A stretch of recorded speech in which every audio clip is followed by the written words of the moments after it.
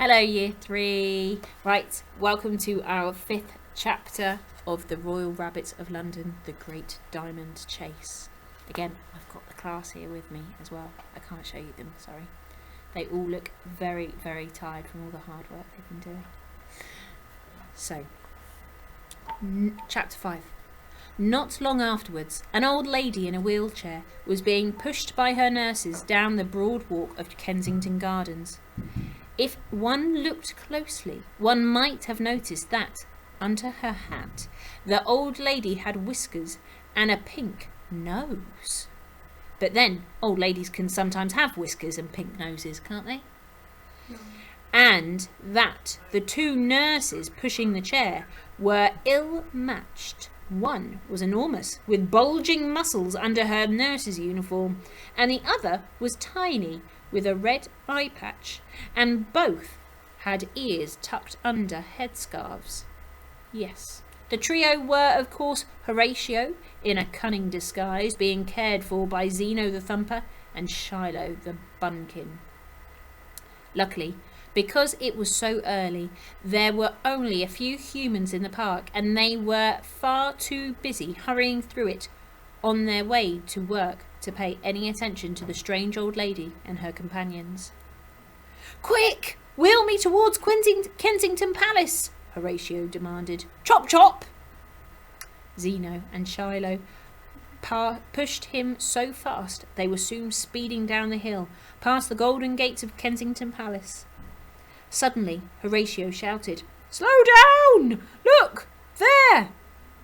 A short distance away, on the grass, just beside the little gate which led to Millionaire's Row and the Russian embassy, they saw what looked like a group of children in white judo pyjamas doing Tai Chi exercises in perfect unison beneath the trees.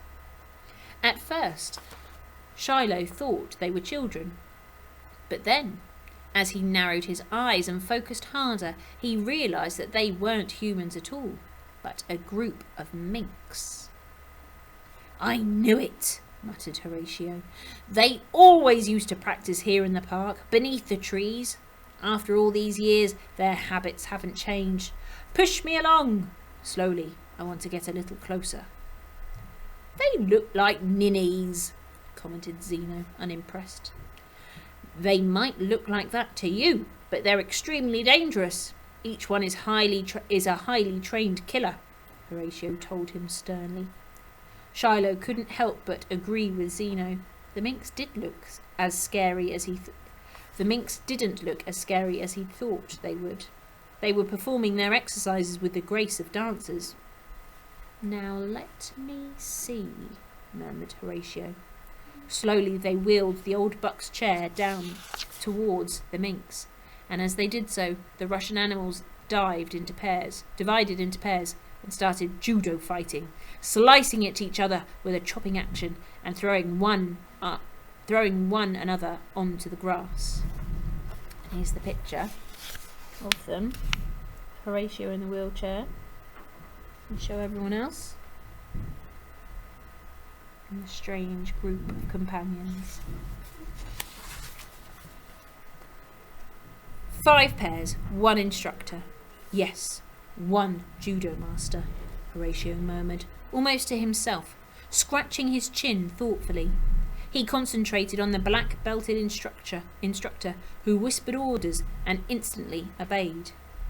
Suddenly, the instructor moved so fast that he became a blur of brown and white. He threw every one of the minks onto the grass before Shiloh could blink. "Ah, yes. As I thought," said Horatio. He turned to Shiloh and Zeno. "I've seen all I need to see. Now we must return to the Grand Burrow." Zeno let out a big sigh. He wasn't enjoying this mission one bit. He did not like dressing up as a nurse, and he did not want to be pushing Horatio in a wheelchair. He sighed again and shoved the chair with a grunt. But Shiloh was curious. "What did you see back there, Horatio?" he asked. "It's him," Horatio replied. "It's been 30 years since I met him, but I'd know him anywhere. The black moustache is grey now, but that was Minsky the Terrible. I'd bet my life on it. He's here, and that's not good news. Shiloh glanced back at the group of minks. He felt very frightened. Minsky sounded quite awful.